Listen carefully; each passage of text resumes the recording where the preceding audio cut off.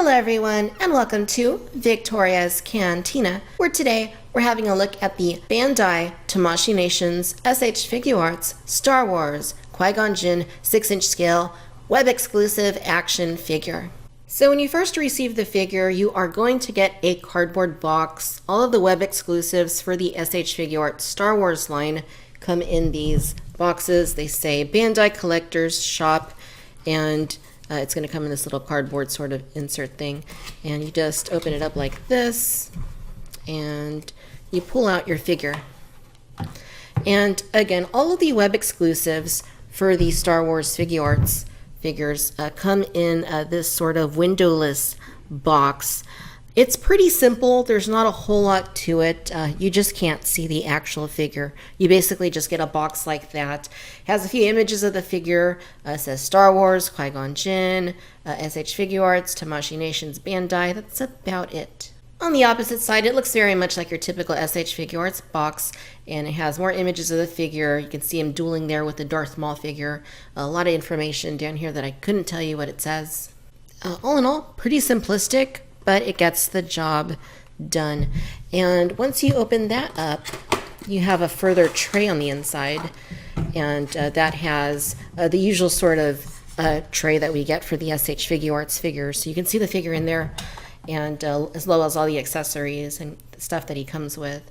So okay, I'm going to go ahead and spend a few minutes, get that opened up, and when we come back, we'll take a closer look at the S.H. Figuarts Qui-Gon Jinn and see what he's like out of the packaging. Okay, and here is the Jedi Master himself out of the packaging, and as you can see, it's a very nice looking figure. Some of the earlier promo shots that we saw online looked decent, but it didn't look quite right. I gotta say, I feel like it looks a lot better in person. It looks a lot more like actor Liam Neeson. The likeness is there. Imperfect, but there. And the overall sculpt and proportions on the figure look great, just as they typically do with these human-based S.H. Figuarts action figures. You can see that out of the packaging, he comes with two-fisted hands. He also comes with his lightsaber pegged into his belt. The overall outfit is quite simplistic, but it's very textured, it's very detailed. It looks very much in line like what we saw in The Phantom Menace. One thing that really is standing out to me is the fact that the back of his hair is just sticking out really far. With the recently released Captain Jack Sparrow S.H. Figuarts figure, they actually articulated the hair at the back of his head. That way you could place it downward. Unfortunately, they did not do that with Qui-Gon, and as a result, it just looks really strange, just kind of flowing out like that. I don't like that, but I guess the good news is that when you look at it from the front, you don't see that at all. Here's a closer up look at the figure, and as I mentioned, the likeness is truly there. It's a very good one. It isn't quite 100% perfect, and I think that that issue lies mostly with what's going on with the hair. Just the way that they sculpted it, it is kind of jarring to see it like that from the back. So I'm trying to focus on it from the front because I just don't like the way it's looking. If you look at it from an angle like this, it looks great. It's just when you look at it from the side and you see that, that just doesn't look good. Now you can push it down and his head will look up like that, and then you have these little pieces kind of sticking out like that. So, I mean, either way, not really a perfect solution. We don't really need to have his head looking all the way up. We kind of want it to look a little bit more straightforward like that. But as a result, you have that hair just sticking out from the back. For the profile, I think that it looks pretty good.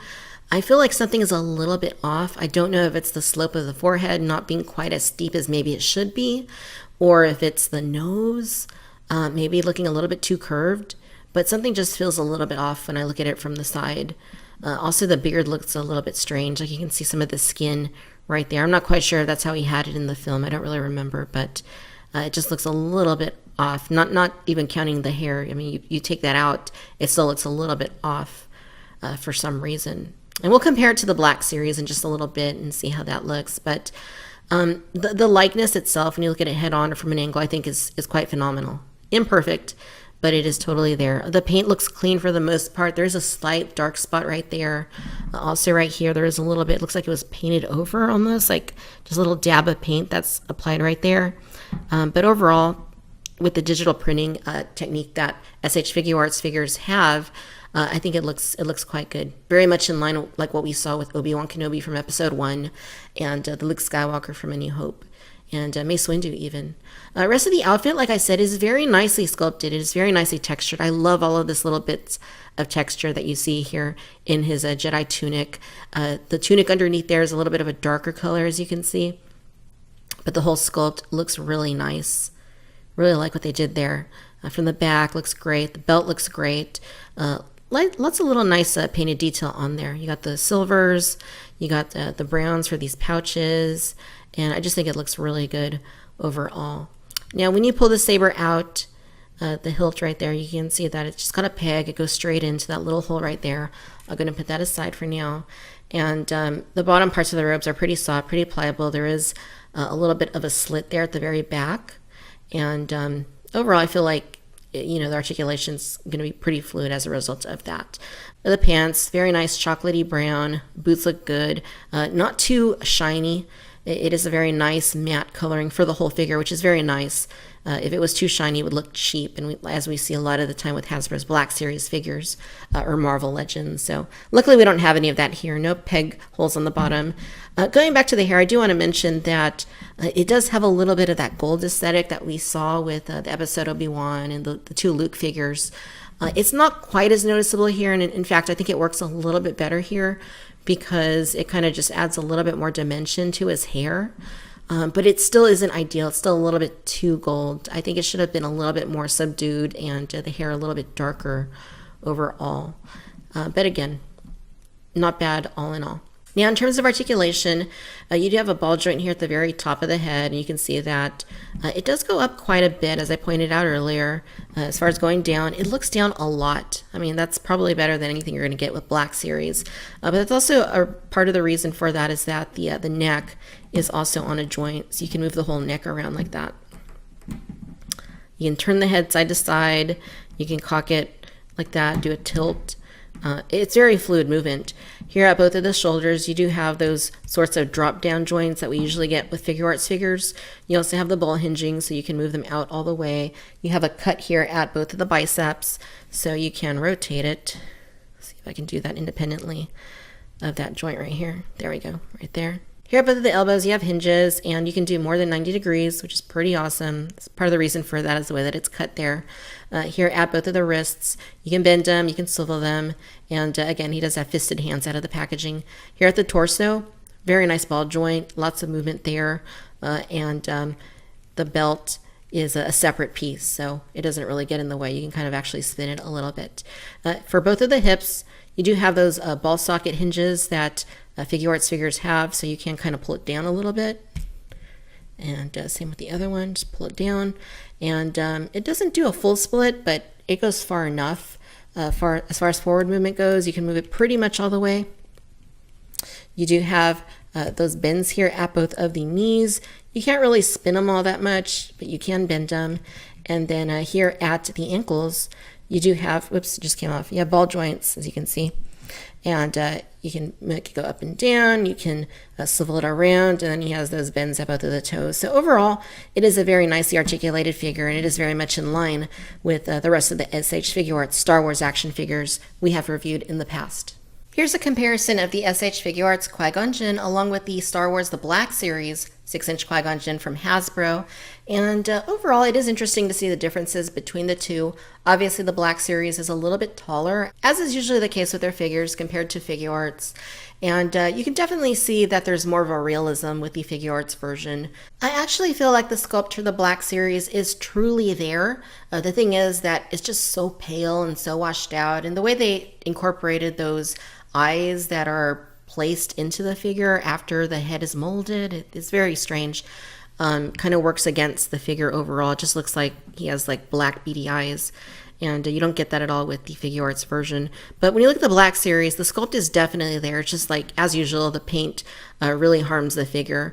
When you look at the Figuarts version from the side, you don't have the hair on the Black Series sticking out like you do on the Figuarts. So I do like that about the Black Series. I also like the color of the hair better on the Black Series.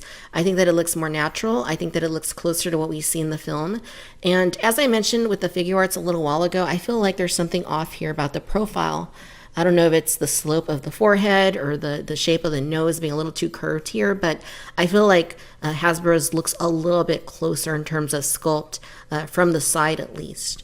When you look at it from the front, there's no denying that the Figuarts just has more of a realistic look to it. For the rest of the outfit, Hasbro did a pretty good job with the paint, but again, the texturing isn't quite as natural, in my opinion, as the Figuarts version.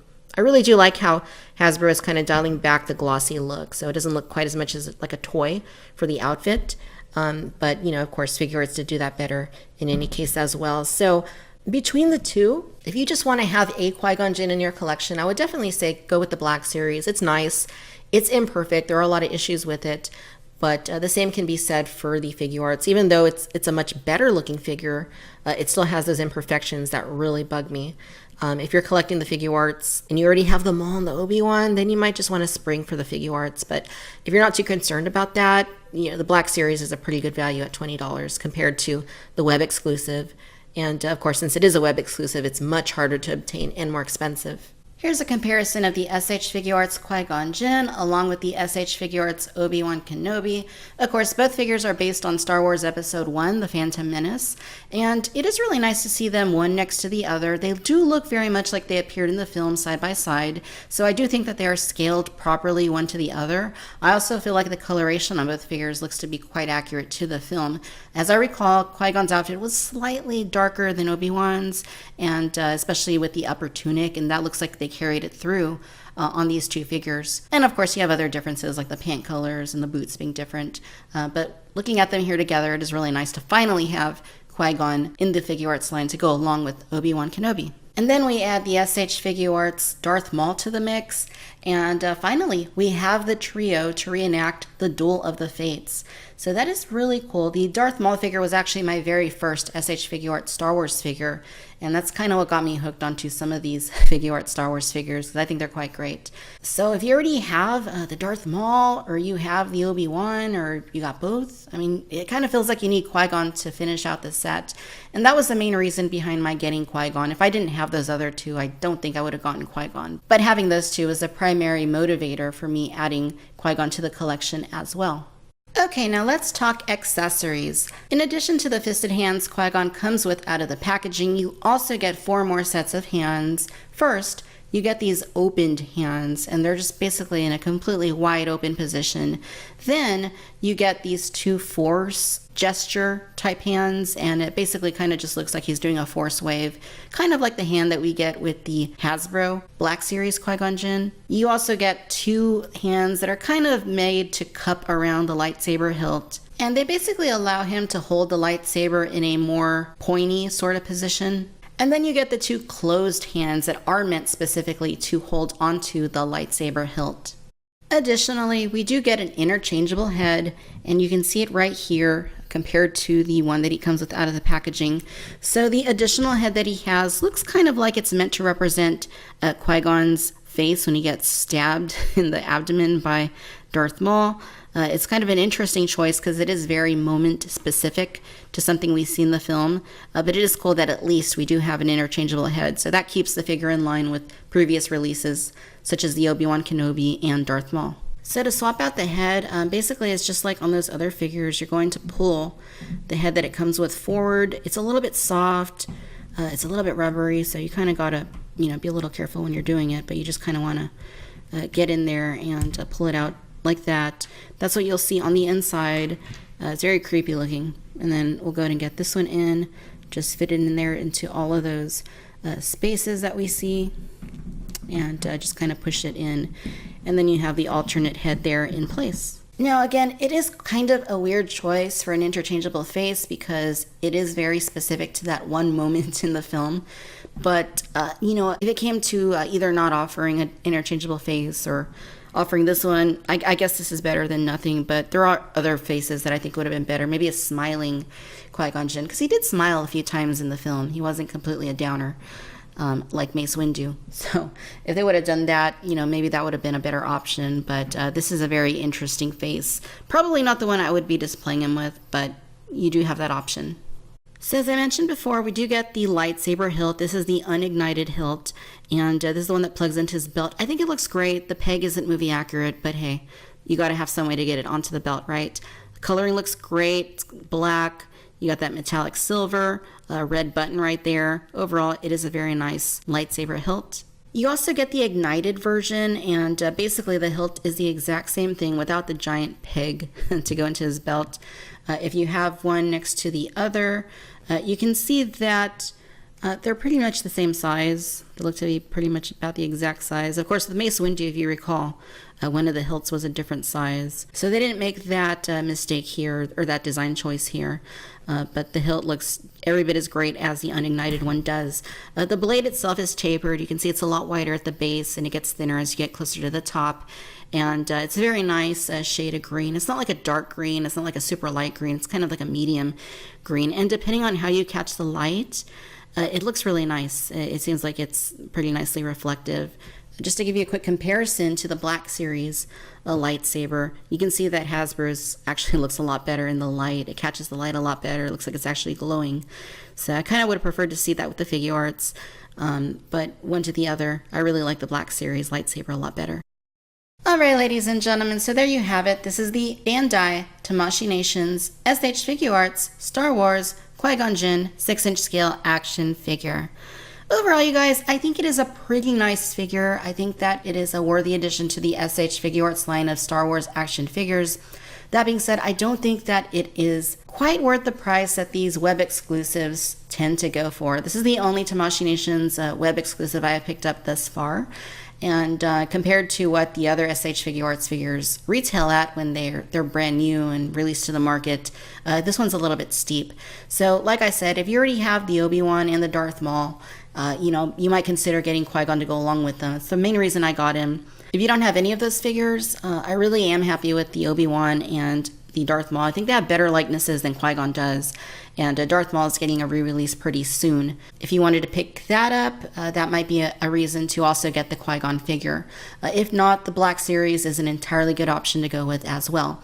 I like the sculpt here overall. I like the look of the neutral head. I think it has a really good likeness. It does look quite film accurate. It does look realistic, as you might expect from Figuarts. And the rest of the outfit, just as we've seen before, it's great. It's awesome. Very nice texture, very nice sculpting, nice coloring. Feels very movie accurate. Articulation is great, very much on par with what we've seen before in the S.H Figuarts Star Wars line. The interchangeable face, it's nice that it's there, but I don't really like the expression personally. I would have preferred something different. Having all the hands is very nice. The lightsaber hilt, all of those are great to have.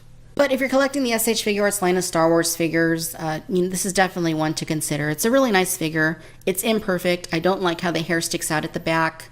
I don't like the coloring of the hair necessarily. It's better than what we've seen on some of the other figures, but it still could have been so much better. Beyond that though, I'm overall happy with the figure. It just shouldn't be a web exclusive. It should have been a mass released figure, just like the Attack of the Clones, Anakin Skywalker, and the Attack of the Clones, Padme Amidala. There should have been mass releases. Hence why I don't have them in the collection. They're just too expensive. Alright my friends, I hope that you've enjoyed this video. If so, do give us a like, do subscribe. Let me know your thoughts about the S.H Figuarts Qui-Gon Jinn down below. Do you agree with my points of view on the figure? Be sure to follow me on Facebook, Instagram, and Twitter. Subscribe to the Cantina Chatter podcast on iTunes. And as always, I'd like to thank you for tuning in to Victoria's Cantina. Until next time, bye-bye.